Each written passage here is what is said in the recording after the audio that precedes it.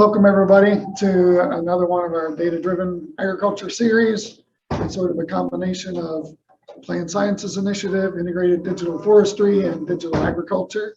I'm Dennis Buckmaster, Professor of ABE and Dean's Fellow for Digital Ag, just introducing today's speaker. While you're looking at that visual there, those are the upcoming, yet to go presentations of this fall semester.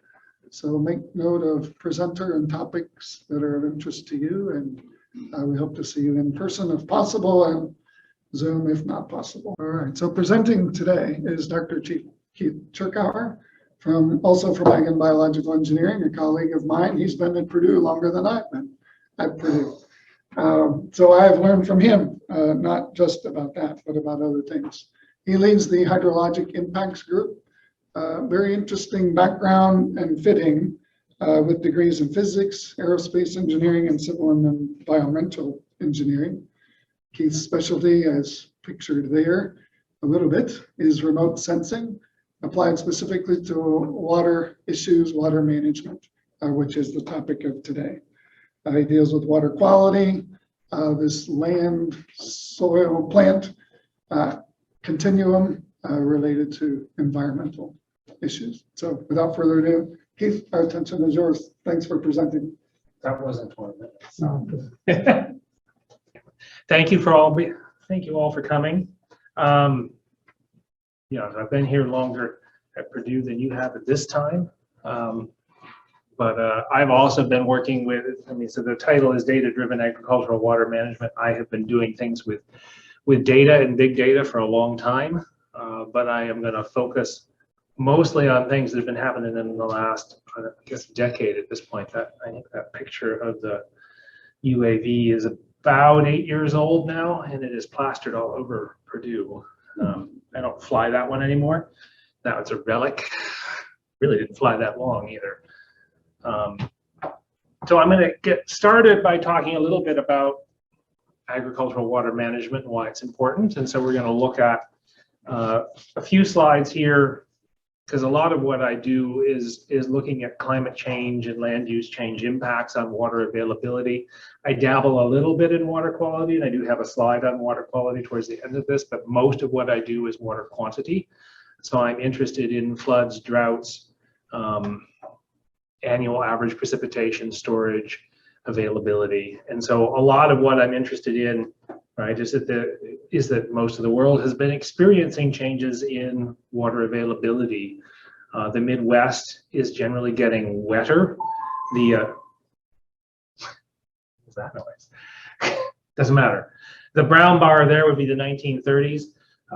So the Dust Bowl, the big drought. But since then, we have steadily gotten wetter here in the Midwest on an annual basis, combined with temperatures that have grown steadily warmer in the last several decades. And this is from the 2014 report. So things have only gotten more extreme since then. If we look at trends in water resources for the last 30 years here in Indiana, stream flow trends are typically increasing, and that's because we have more overall rainfall in the state. But you will see large areas where groundwater levels are actually decreasing. And this is because precipitation is not increasing in the state consistently. It is actually getting wetter in the spring, and precipitation in the summer is about the same, but I showed you that temperatures are increasing, and those temperatures are increasing pretty quickly in the summer. And so you end up with a dichotomy in this state where we are often too wet to plant.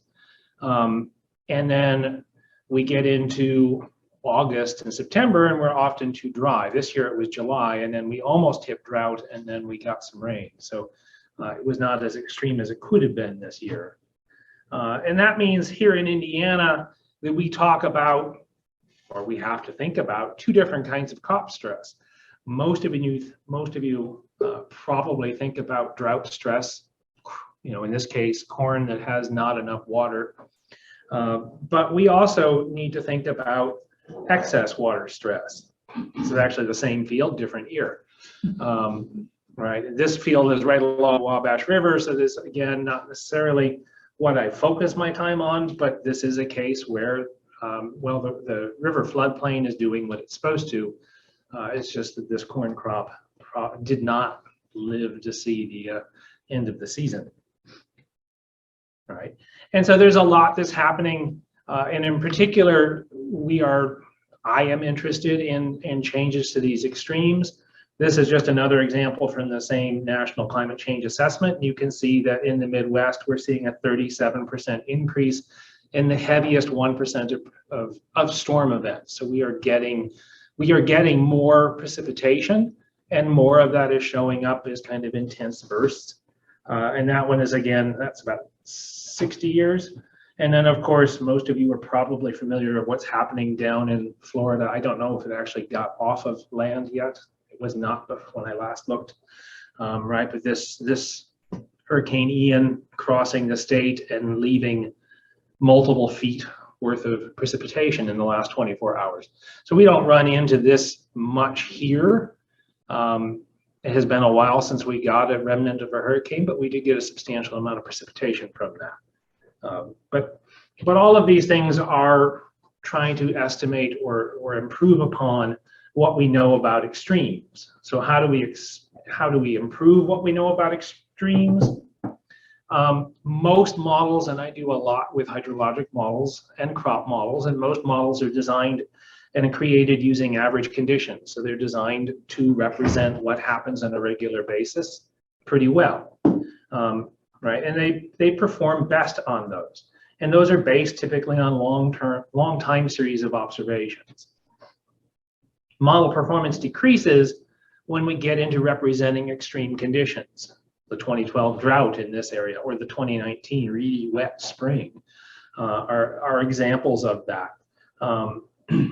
For example, a 25-year event in hydrology and most other fields that do this kind of analysis means that it's only likely to occur once in 25 years of observation. So I have not been at Purdue at 25 years yet, and so the likelihood of one of those events occurring is still relatively low in my time at Purdue. Without observations of these conditions, it is difficult for models to be improved.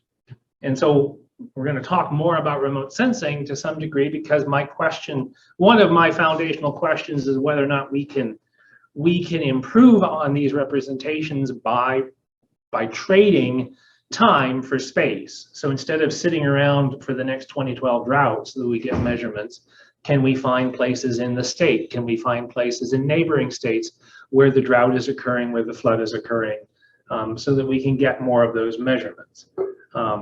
Right, so extreme wet and dry conditions occur somewhere almost every year. For example, right, the drought line, much of the western U.S., pretty much west of Indiana, was in drought this summer, and it crept across the Indiana state line from Illinois briefly, and then we got the rain, right? But so it wouldn't be that, it's not that far to go into Illinois and Iowa to find drought this year. Wetter conditions are a little harder this year. But so yeah, can we collect more data from these kind of small scale occurrences and then use that kind of information to improve the modeling? So I'm not going to spend a lot of time today talking about modeling. I'm going to spend more of the time today talking about the data, because that is the purpose, right?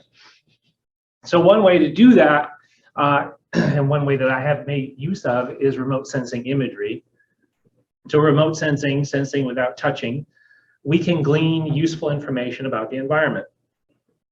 We can see changes in shape, we can see changes in color, we can see changes in temperature. And what I do is spend time thinking about how those relate to changes in moisture stress and moisture availability.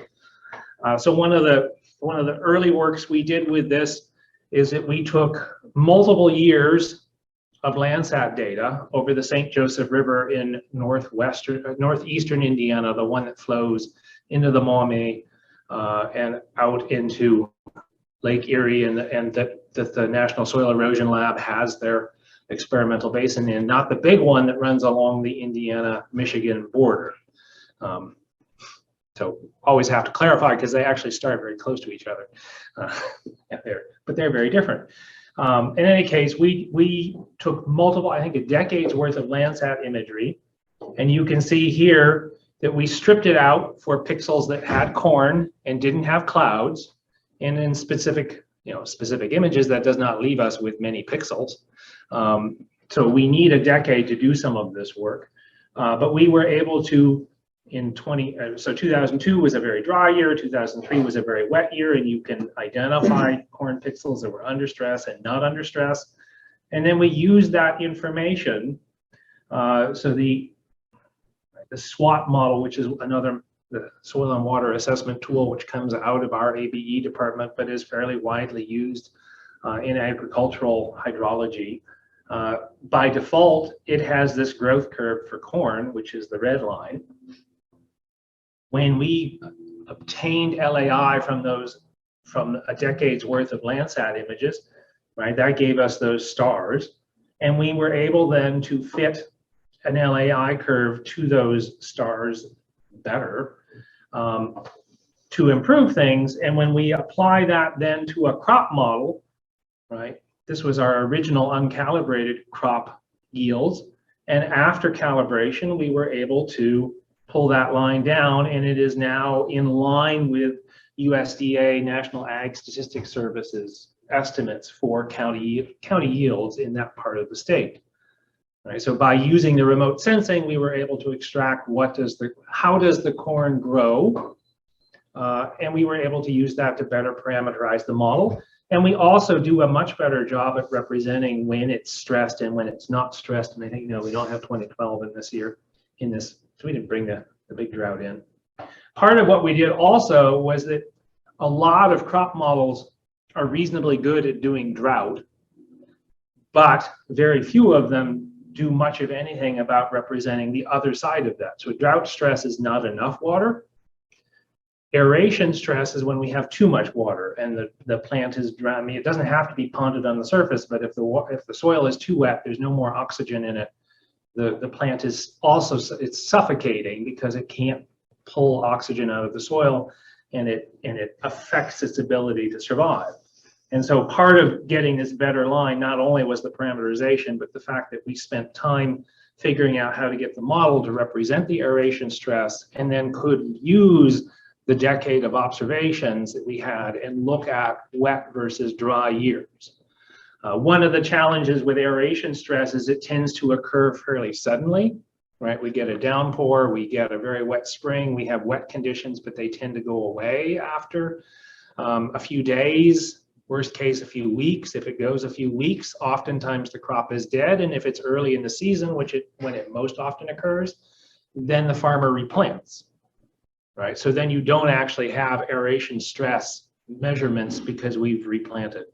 So maybe they had corn in the field, it got really wet, the corn died, they go through and they might plant soybean because it's got a shorter season.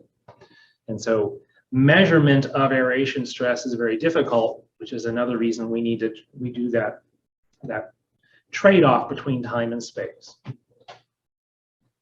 Okay, but satellites are a problem, often suffering from low spatial and temporal resolution. What I mean by that, if we think Landsat, which is kind of Landsats, there have been Landsats up there since the 1960s.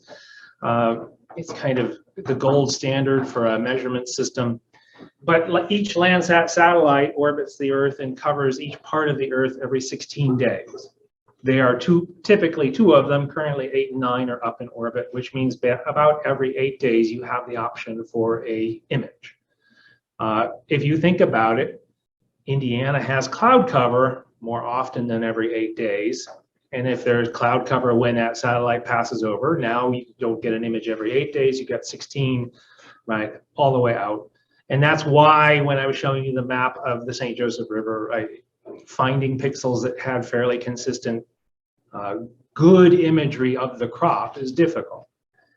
Additionally, Landsat 30-meter resolution and thermal, which I'm also interested in, is 90. Well, it depends on which camera is up there, which satellite we're talking about, but this is more like 90 meters. And so you can see parts of big fields, but you can't get much finer than that. Unmanned aircraft systems, which I got into about a decade ago, right, can be operated more frequently and obtain higher resolution imagery. And so the question that we started with was, could they be used to improve crop growth simulations?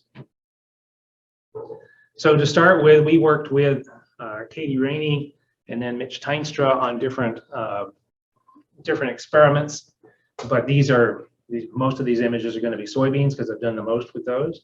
And so here we have, first off, we're collecting lots of images. We have to stitch them together into a comprehensive image, and then we still have to be able to extract the relevant part of the field, which in this case, it's a breeding experiment. So in this case, we have a 6-row plot in that kind of gold, right? So those 6 rows are the same genetic material, whereas a different set of 6 rows would be a different genetic material. And so we need to be able to extract each of those. We had to come to agreement on terms and definitions with Dr. Rainey, with Dr. Teinster, with the people who were growing the crops so that we could establish what we needed.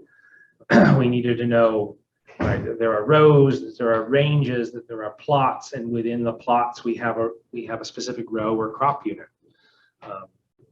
And when we started, there were not really any tools that could do this, right? And so when we zoom out and we see that entire experiment, we have a lot of that going on.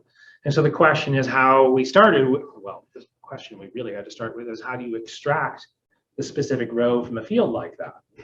And so to do that, we developed a pipeline that we use to this day, where we have the raw imagery from the UAV flights, and we stitch that together using a software package called Pix4D Mapper, which gives us a georectified orthomosaic, but also tells us where every single photo, where the UAV was and what angle it was at when it took every one of those photos, right? And then we have a tool that we call the crop image extraction tool, and we can use that to go through and clip out every single experimental plot we want in the field.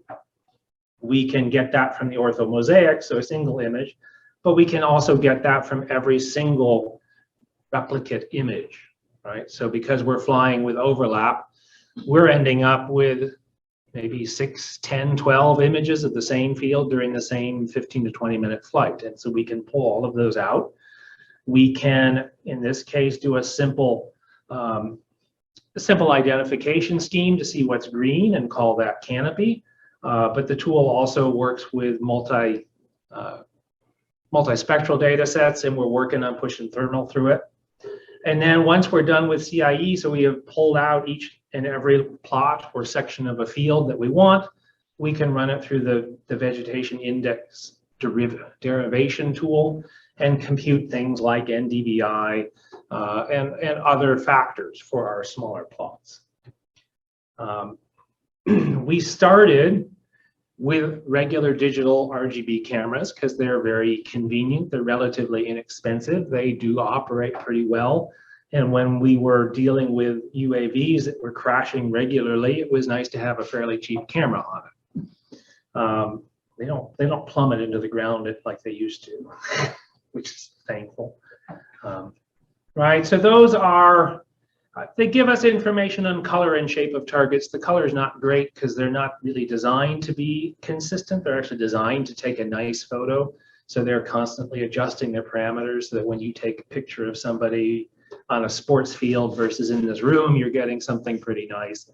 You can mess with it a bit and get it to stop doing some of that, but it's still not the best tool for a lot of remote sensing, but it is, of all the tools we use, the highest spatial resolution. We have found it very useful for estimating canopy closure and canopy height. So canopy closure is identifying how quickly the crop itself is growing and expanding to cover the bare soil between the rows. And that has been shown to be something that's very indicative of how healthy the crop is. Its ability, since I'm talking about water, its ability to identify water stress is pretty limited in that you would have to fly multiple times and see the change in how quickly the crop is growing. We do a lot more with multispectral data. So that's where we can take the electromagnetic spectrum and slice it up into different colors. So we get narrow bands, and we can start to derive, we can develop computer algorithms that can better derive or identify what we are seeing in that image. So for example, we have this dark line here that is grass. I think that got shifted over a little. That should be right. It's peaking in the green because the grass is green. Yeah, it has shifted since I set it up this morning. Oh, well. So the green should be over a little bit further, but it peaks in the green and it peaks again here over in the near infrared. And then you have this dotted line here, which is artificial turf, which is, of course, also green because it's supposed to be, unless you're at Boise State, right? Right. It is generally green. And so both of those peak in the green band, but if you have a camera, so if you have a camera that can see the green, right, it can't differentiate between the two.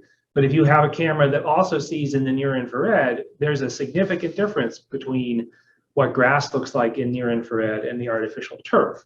And so by having slices of the electromagnetic spectrum, we can build algorithms that better tease out that, hey, this is natural grass and this is artificial turf.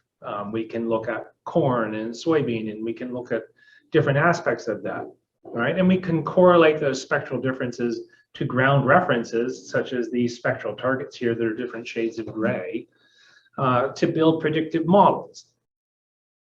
One way that we have looked at that is we've used multispectral imagery to identify and quantify excess water stress.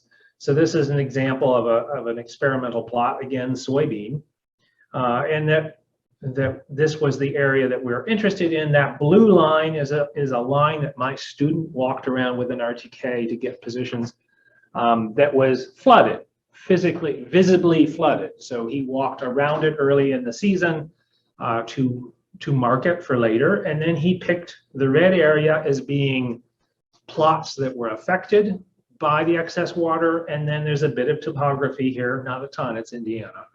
But there's some topography, and this area over here in green is an area that is not impacted by this inundated land area. And we can look at just using, so I guess in this case, it's just the canopy coverage fraction, but we can also get this with various vegetation indices, right? But we can see the green plants, right, are in the area that were not impacted by the inundated area. So they were not too wet, whereas the red is showing us, right, when we had saturated soils and we had ponding on the surface at this point, and you can see that there's a significant difference between them, right? And then it is soybean, it recovered, but not entirely afterwards, right? And so we can clearly see the effects of excess water stress. We can also talk about thermal remote sensing. I've done a lot of thermal. It was my first remote sensing task, measuring the Pacific warm pools, so El Nino and La Nina. But now I have gotten into smaller scale work. But thermal infrared radiation is based on the temperature of an object. And so when we're talking about digital cameras and multispectral cameras, what we're getting is a reflection. So we're using the sun as our light source or our energy source, and it's coming down. And if it's something that's green, then the wavelengths of light that are not green are being absorbed and green is being reflected. And so that's coming back and we're seeing that. When we talk thermal infrared radiation, what we're actually talking about is the natural emission of electromagnetic radiation from an object based on its temperature. Our sun is very, very hot and emits a lot of radiation in what we consider to be the visible part of the spectrum, because we've evolved to see in that. Objects on the Earth are much cooler, fortunately, and so we emit radiation in what we call thermal infrared part of the spectrum. And so you can see that. So this is a 5 degrees Celsius pot of water, 18 degrees Celsius pot of water, 47 degrees Celsius pot of water. We can use the emitted radiation to come up with a temperature measurement. You can also see, right, the foot is falling in between 18 and 47 degrees Celsius, which is where it should be. It is, thermal radiation specifically, tricky to measure because everything that has a temperature is emitting radiation. Everything that is in the normal range of temperatures on the Earth is emitting temperatures at these wavelengths, which means all parts of the camera that you are trying to use to capture information is also emitting. So you have to be very careful that you're not observing too much radiation coming from, say, the lens of the camera or the housing around the camera, and also the atmosphere, which is also emitting. Right? But we have demonstrated by mounting thermal cameras to UAVs that we can do a reasonable job of getting latent heat, so that would be the heat of evapotranspiration, from crops in the field. And so these are examples, right? We can see higher evapotranspiration 60, 70, 80 days after planting. We can see it starts to taper off at 110, 120 days after planting. The dashed line is the estimate of evapotranspiration just using the Penman equation and local climate. What's happening here with this measurement of 90 days after planting, that was an opportunity for us to try to fly at night and to see what we got. Plants don't transpire at night, so we have temperatures, but what that means latent heat-wise is hard to say.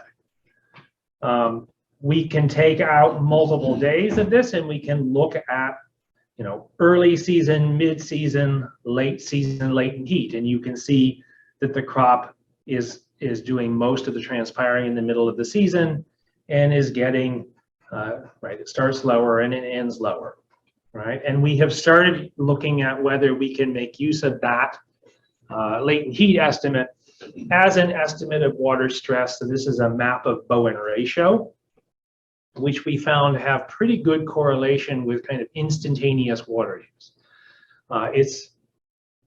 The multispectral indices are based on changes of color over time, and so they tend to represent that a plant has been stressed for days or weeks before you start to see a color change that affects things. Whereas the latent heat estimate is a measurement of exactly what is happening when the flight happens.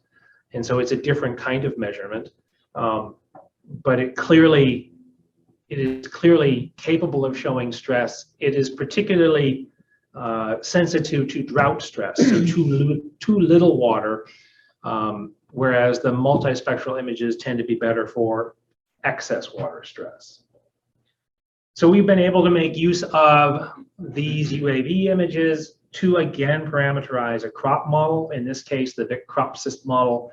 And so you can see that the dots there are measured biomass over time, our calibrated, uncalibrated models. And then when we actually look at yield, we can see a much more significant, our blue line is the measured, and our gold line is after calibration, and our red line is that uncalibrated model. So we are able to better represent crop response, right? And in particular, here where you can see the water stress in 2012, like we did a much better job there in the preceding and following years than the uncalibrated model. And where we're going with that, so we continue to work on those kinds of questions, but we are starting to scale some of that analysis back to satellite. In the intervening decade, satellites have changed, and there are now constellations of satellites up there, so 5, 10, 20 satellites that are working together in tandem to collect measurements. And that gives us, this is a rapid eye data set. Rapid eye was giving us about 5 meters spatial resolution and the ability to pull daily images down. And so we can use that information to map potential water stress. Here you can see the blue area is an area this is the Agronomy Center for Research and Education. That blue area is an area that is always wet. Not always wet. It is more consistently wet. At this point of the year, it's probably pretty dry. But it is consistently wet. And so you can see that it does cause a drop in potential yield from that system. And you can see 2019, It was a wet start to the year, but a pretty good year overall. So higher crop yields than 2015, which was drier. So I want to take a little bit of a shift now. So that's a fairly small scale application of what we were doing, or what I've been doing. And I want to move to kind of a larger scale issue of agricultural water management. Yeah, that clock's ahead. No, it's one. I'm reading it backwards. We're good. And so I want to talk about another application of remote sensing to water management. We're going to shift to another country, in this case, Arequipa, Peru. Well, Arequipa is the district in Peru. It is home to 1.4 million people. It has elevation range of 0, which is the coastline here, up to over 6,400 meters. I don't actually have the elevation map, so I'm only guessing as to where the high mountain peak is, but the mountain, right, we get into the high Andean alpine area here. This district has over 700 square kilometers of irrigated agriculture. It has substantial infrastructure to redistribute water, because if you look, all the precipitation happens at the high altitudes. All of the agriculture, most of the agriculture either occurs in the valleys or in the high plains, because you can see that the temperature extremes are fairly mundane. It is very close to the equator, so if you're not at really extreme altitudes, it's a very pleasant temperature most of the year, right? And when we started this project, getting back to data-driven, right, we were the people of Peru who were trying to make agricultural water decisions had limited access to data. And I'm saying it's not that they had no data, right? And the Peruvian government says that all data collected by the federal agencies is to be made publicly available, but most of the people who wanted to make use of it did not have the tools, did not have the skills, did not have the ability to make use of the data. They also didn't necessarily know where to look for the data or who to ask for the data, right? It's one thing to say that it's freely available. It's another to not make it easy to find. And so we worked with them for quite a while on assessing their infrastructure and identifying what data sets they had. In this case, what I want to focus on specifically is water use in and around the city of Arequipa. So these are two photos of agriculture in and around the city, right? You can see buildings in close proximity to fields. The fields are relatively small and terraced, because even in this area, there's a fair amount of topography, significantly more than what we find anywhere in Indiana. There is no defined growing season because we are close to the equator. And at this point, we are down from the mountains, right? So up here, it's really cold in the winter. And so there's a fairly defined growing season. But down here, we are effectively at the same temperature all year round. There is, however, almost no precipitation in this part of Peru. We're talking 5-10 millimeters of annual precipitation. So it's not quite the driest place on Earth. That's a little farther south in Chile, but it is very, very close. So there is a reliance on surface irrigation, and here is an example of surface irrigation in work, right? Water comes in from the river that is upstream and is directed out into canals and across fields, and basically the irrigation system is how much time do I get on which days to open my sluice gate and let water through, right? So no one knows how much water is actually needed. Nobody's actually paying attention to how much water is used, because it really is, you have, from 8 to 9 on Thursday is your time to open your sluice, go do it. That's the water management policy.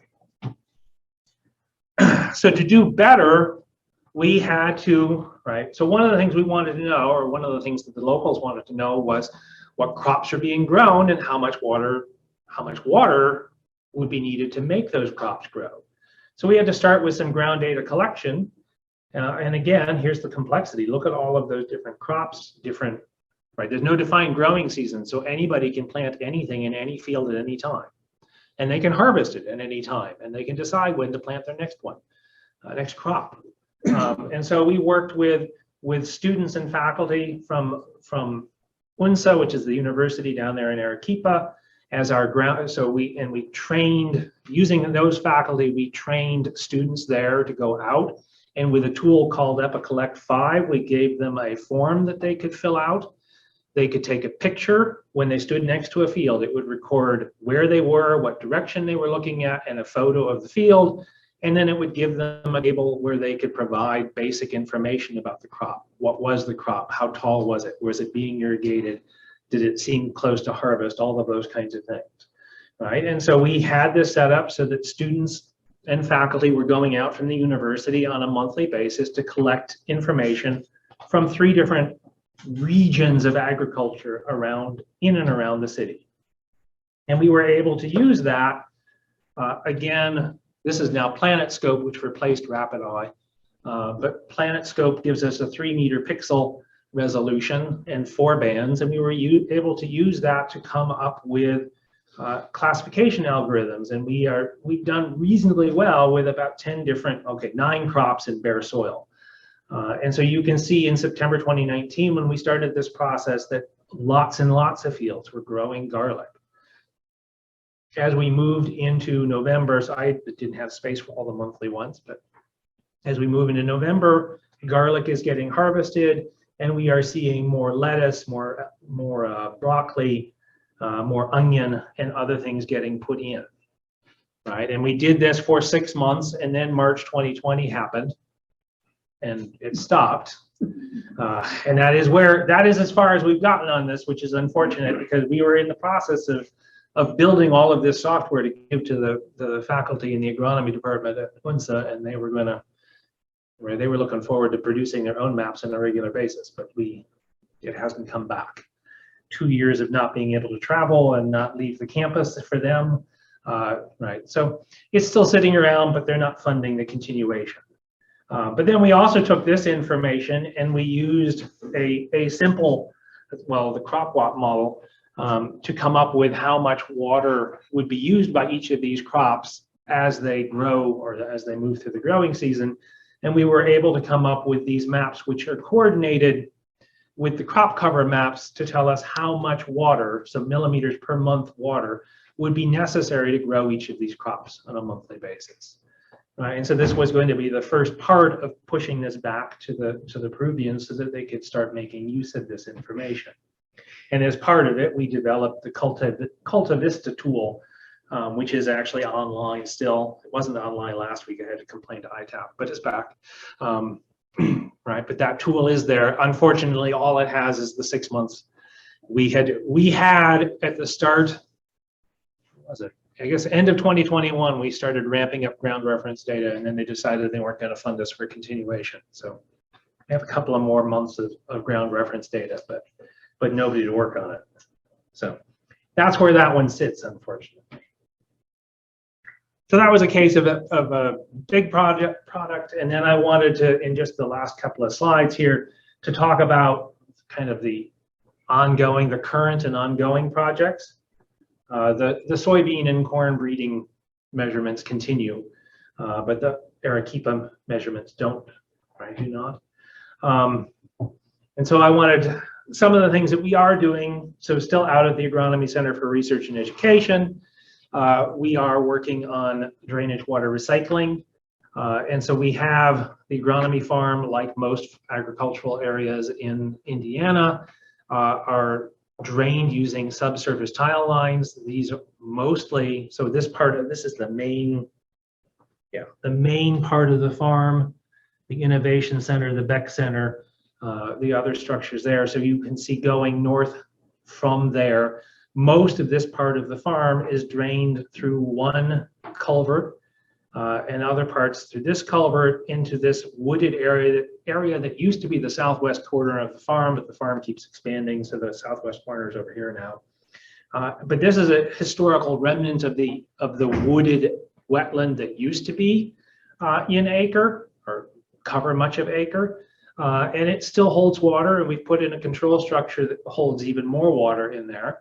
And so now when it rains in the spring, we can retain water here, and then we are using that water to irrigate corn and soybean. So actually over here on this neighboring plot, this was this year's experiment, And you can see our summer 2022 precipitation records and when we applied irrigation and fertigation. And we're evaluating the effectiveness of reusing drainage water, so storing it in the landscape and reusing it to deal with the water deficit that tends to come late in the season. And so we are again using unmanned aircraft systems to measure crop growth and its effect or irrigation effect on it. We also have a number of soil moisture sensors out there that are connecting to the low raw land system and collecting regular data and providing us updates. Another project that is just getting off the ground is going to be looking at, so using the same techniques essentially that we did for the Arequipa project, but also some of the work that we've done here at the farms. But our crop this time is manumin or wild rice. So we're looking in northern Wisconsin, Minnesota, Michigan. It is a grass that grows in the lakes and wetlands of the region that has been used historically as a food source for the Native Americans, and the tribes are still very interested in it. You can see this is an example of what they currently use to do surveys. And we did have somebody at Glyphwick circle the area that they thought most represented wild rice. And so we have to go through, right? Our point now is to start looking at the PlanetScope data sets and Landsat and other images to see how well we can differentiate wild rice from some of the other algal blooms that happen in these areas. So that's something that's just starting and will continue. And then the other one, right, so the other aspect of the wild rice experiment is we need to know something about the water quality to know whether or not it's good. But we're also working on, we're just starting a project where we're starting to look at using remote sensing to look at water quality in reservoirs in Indiana and Illinois. Harmful algal blooms are becoming a bigger problem as the world heats up and we continue to have excess nutrient runoff. And so trying to come up with tools where we can use remote sensing to quantify things like chlorophyll A and the total suspended solids, and to give us tools that can let us predict when a reservoir is likely to have a harmful algal bloom. And that was what I was going to wrap up with. I think a couple minutes long, but we went all.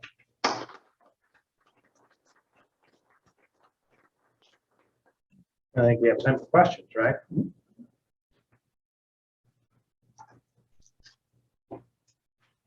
Yes. Yeah. Thanks for the presentation. On slide 18, you had some edge effect there of the field. I was just curious about it, but Yeah. Sorry, one before. Yeah. That one. Yeah. What was going on there? We're still perfecting the way to extract temperature related to the canopy from temperature related to the soil. This was, I think, still a relatively early process, and so I think you probably have some mixing of ground, more mixing of ground in those, but also, right, some of those leaves are going to be not as healthy, not as productive. But I think there's still a fair amount to figure out on how to interpret what's going on with the thermal data. Thermal data is like I said, it's a touchy subject. It's a touchy data set to make use of, and we're trying. We have corresponding high quality RGB at the same time, but trying to make sure that our positions are accurate enough to say that the pixels we see in the digital photo are the same as the temperature is challenge. Yes. What's the biggest threat to surface water quality in Indiana? Water quality? Yeah. Always not my expertise, but I think we are still one of the states that's doing most how would I say it? We are yielding most nutrients downstream into the Mississippi River. Most of those nutrients are coming from agricultural fields, but also over application in residential and golf courses activities. So there's just a lot of nutrients, too many nutrients in the waters. Can you talk a little bit more about drainage water recycling? Very interested in that. You said it was within the landscape and we're using that to fertigate. Yeah, so drainage water recycling is something Jane Frankenberger has been kind of spearheading that for quite a while now. This is our first working system, but it is about, right, traditionally drainage is put in to make the fields usable in spring. And so the purpose of almost all of the drainage in the state of Indiana, and that's surface irrigation, so cutting channels and straightening the Kankakee River and other things like that, are about moving water from the fields or off the fields as rapidly as possible. Right? But the problem is once you've moved that water away, it's not available when you want it later. Right? So we're getting plenty of rainfall in the winter, but it's July and August you want it. So drainage water recycling is about looking for ways, places in the landscape that you can store the water that's coming out from those drains. Not all of that water, but some fraction of that water, so that you can in fact reuse it later in the season. There is, one of the things that would be nice to quantify is, that water is higher in nutrients already because it's already come off of farm fields. If you reapply it, do you get any side benefit from that? In this case, we are doing fertigation, so we're mixing fertilizer nutrients into the water that we're irrigating, and so there's expectation that that should be more efficient use of water, but also more efficient use of nutrients. But it's it's our first full year. Actually, we haven't harvested yet, so it's not quite the end of the first full year of the project. See where that goes. How that water can be stored in the pond? So in this case, right, this is in fact a wetland, and so historically spring runoff has come in, the wetland is filled up. Over time, it has drained out. So we excavated the outlet, which was an undersized culvert, and put in a control structure. And so now we have the ability to place boards in, so we can actually raise the level of the wetland over what it was historically, but still allow it to drain out.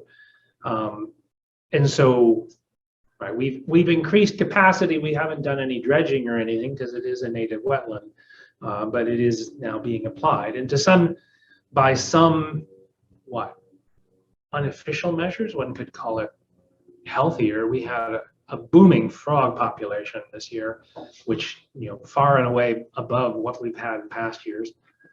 And more signs of crawfish and other healthier macroinvertebrates.